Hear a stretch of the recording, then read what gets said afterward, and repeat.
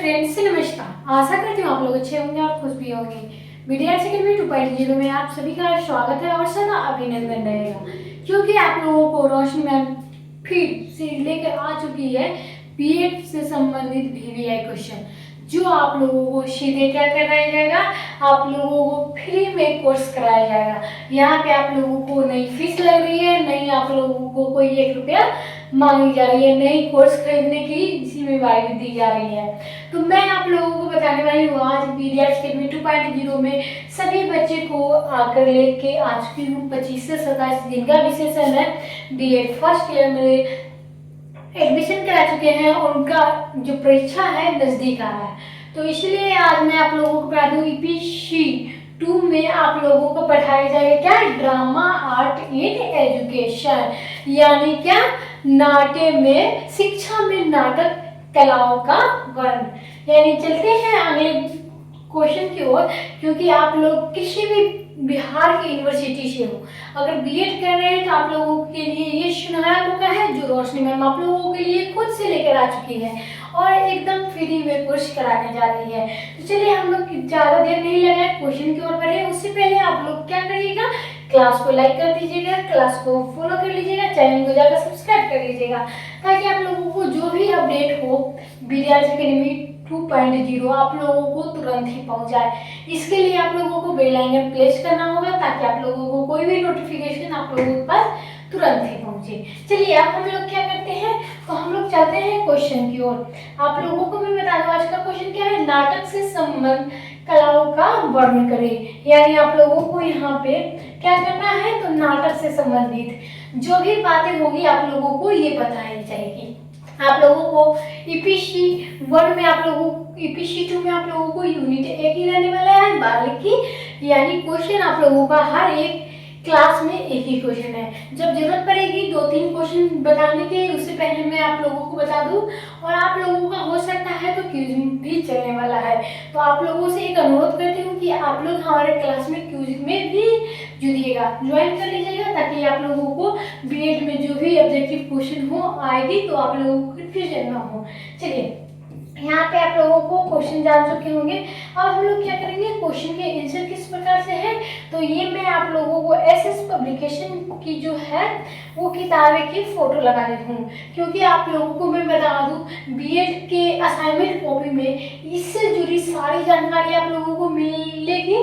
क्योंकि आप लोगों को मैं बता दूँ जो असाइनमेंट कॉपी में क्वेश्चन आया था सेम यही बुक से आया था, इसीलिए मैं चाहती हूँ कि आप लोगों को सेम यही बुक पढ़ाऊँ, ताकि आप लोगों को कोई भी कंफ्यूजन ना हो।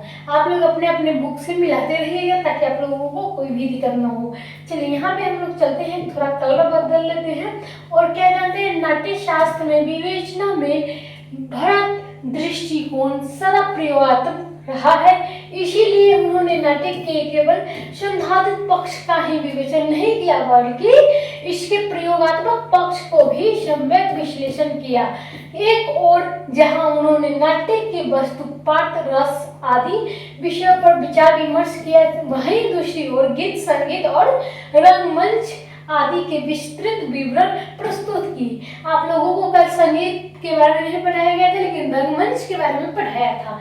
चलिए आगे क्या है, तो उन्होंने रंगमंच के विषय में बहुत ही विस्तार लिखा है, और यहाँ तक कि छोटी सी छोटी बातों को भी उनका ध्यान गया है, यानी तत्व संबंधित कोई भी बात उनसे छूटी क्या नहीं है। रंगमंच के लिए उपयुक्त जो स्थान, पैमाइश, नाप जोखा, उजली बैलों की जोड़ी और उस स्थान पर हल से जुतवाना क्या होता है, नापने की सूत्र में कैसा हो स्थल, स्थापना आदि समय को भी क्या भोजन दिया जाए आदि ऐसे विषयों में जिनकी ओर जो ध्यान और सामान्य हो बात है। तो इसीलिए आप लोगों को इतनी जो बातें हैं बतलाई गई है, उसके आगे हम लोग भी जाने की कोशिश करेंगे और आप लोगों को बताने की कोशिश करूंगी। आप लोग क्लास को लाइक करते रहिएगा, क्लास को पूरा ज्वाइन कीजिएगा, ताकि आप लोगों को कोई भी अपडेट हो आप लोगों से छूट ना पाए। चलिए क्या है, नृत्य संगीत तथा पाठ को भी भारत के में सूक्ष्म एवं विस्तृत विवेचना किया, किस अवसर पर कौन सी वाद्य बजाया जाए या कैसा गीत गाया जाए या कौन सी नृत्य हो, इन बातों को भी विस्तृत धर्म के व्रत मुनि ने प्रस्तुत किया कि पूरे अध्याय तांडव नृत्य का विवरण देने में लगाया गया। विभिन्न कारणों के अग्रह तथा मूर्ताओं को विवेचना किया जाए, ये आप लोग जान चुके हैं। तो चलिए यहाँ पे गायन, वादन और नृत्य की हम लोग बात कर लेते हैं। बहुत से ऐसे बातें हैं जो इससे आप लोगों को जानने की बहुत ही आवश्यकता है। और कुछ बच्चे तो ऐसे होते हैं कि बस किताब को देख लेते हैं, उनके बारे में समझते भी नहीं है। लेकिन मैं आप लोगों को क्या करते हैं, तो हम लोग बात करने वाले हैं यहीं पे आप लोगों को गायन, वादन और नृत्य पे, यानी जो गायन, वादन और नृत्य जो है संगीत के इन तीनों रूपों में हम पुनः प्रचलित है। और हमारे जो नृत्य प्रति क्रियाकलापों, उत्सव, समारोह और धार्मिक पारिवारिक जो होती है संस्कारों से जुड़े ये हुए हैं। ये सत्य देश, धर्म, जाति, संप्रदाय और परे निश्चित के प्रत्येक देश के अपने ही भारत में 15 से 20 किमी के बाद भी संस्कृति भिन्नता आ जाती है। और गायन वादन में नृत्य की संस्कृति महत्वपूर्ण हिस्सा माना गया है और उसमें विभिन्नता आना स्वाभाविक है। किंतु इन विभिन्नता बावजूद एकता, दुख, सुख, उत्साह और शौक, उमंग में जोश आदि के सभी भावनाओं में जब मन में करवाहट जो है बदलती है। इन विभिन्नताओं के बावजूद भी प्रत्येक स्थल के प्रत्येक प्रणाली गाता और नृत्य करता है और निश्चित ही दोनों के अभिनय साथ वावर करता है। गायन का मन की भावनाओं के प्रत्यंत के सरल रूप से गायन के केवल कंठ और उससे उभरा स्वर भावनाओं को व्यक्त करता है, जबकि नृत्य पूरा शरीर की भाव को व्यक्त करता है। और नृत्य के गायन एवं वादन जो होते हैं दोनों ही समाहित होकर पूर्णता प्राप्त कर लेते हैं और प्रत्येक देश भूभाग के भूभाग में रहने वाली प्राणियों को नृत्य भिन्न है। तो आप लोग जानते ही हैं कि जो संगीत होते हैं, जो हम गाना गाते हैं तो क्या करते हैं हम लोग कंठ से और स्वर ध्वनि में हम लोग क्या करते हैं, मधुर आवाज में हम लोग गाना गाते हैं। और डांस क्या है, बस ऐसे से कर लेना हो जाता है। तो इसलिए मैं कहती हूँ आप लोगों को, उसमें क्या है तो आप लोगों को जो है यहाँ पे आप लोगों को वादन में क्या है, बस नृत्य में आप लोगों को बस ऐसे ऐसे करनी है, हो गया डांस। और क्या है गाना में क्या करना पड़ता है, तो गाना में बस गाना गाना पड़ता है। जिसकी स्वर अच्छी हो, ध्वनि अच्छी हो, वही गाना गा सकता है। चलिए आप लोगों को बता दूं, मेरी आवाज़ बिल्कुल भी ठीक नहीं है, मैं गाना नहीं गा सकती और नहीं गाती भी। कभी कभार मन किया तो गा देती हूँ। सबसे पहले आप लोग क्लास को लाइक कीजिएगा, तभी हम आप लोगों को अगले क्लास में गाना सुना पाऊंगी।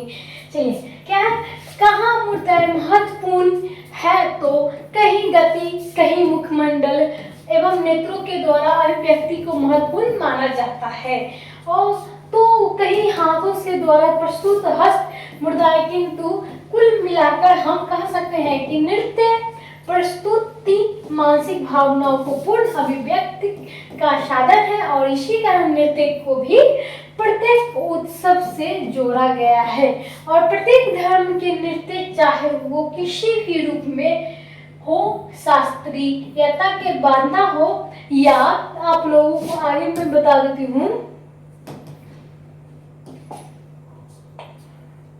या महत्वपूर्ण स्थान रखता हो, और धार्मिक संस्थाओं को चाहे वो किसी भी स्तर पर या किसी देश हो, या गायन, वादन एवं नृत्य के किसी भी न किसी अपने रूप में सभी कार्यक्रम से जोड़ता हो, या तक कि एरोबिक्स एवं योग भी क्या होते हैं और संगीत में बनाने का प्रारंभ हो चुका है। और अनुभव बताते हैं कि संगीत से जुड़कर इनका जो प्रभाव एवं रुचि के आकर्षण क्षमताओं को बढ़ जाती है, वो क्या होती है, तो संगीत, वाद्य और उनके प्रकार में आप लोगों को यहाँ पे बतलाई जाएगी, जिसमें क्या है, जिसमें हमारी संस्कृति की मान्यता के अनुसार शिव बाजी की प्रेरणा से नंदी नाद और तुम्बरू आदि के बंधों का निर्माण किया जाता है। और मांगलिक अवसरों पर वादन की परंपरा अत्यंत प्राचीन काल से ही प्रचलित है। और भारतीय वाद्य के 4 प्रकार में बांटे गए हैं। कौन कौन से हैं? पहला दूसरा है तुषुर, तीसरा है अवरुद्ध और चौथा क्या है घन। यानी तार को प्रयोग जिन बाधों में होता है वो तत्पाद होते हैं, जैसे सिकतार, वीणा, वायरल, वाइटनर आदि जो है वो क्या कहते हैं तत् कहलाते हैं। और जिन बाधों में वायु की छिद्र से होकर शब्द उत्पन्न करती है वो तुषुर बाधे कहलाता है।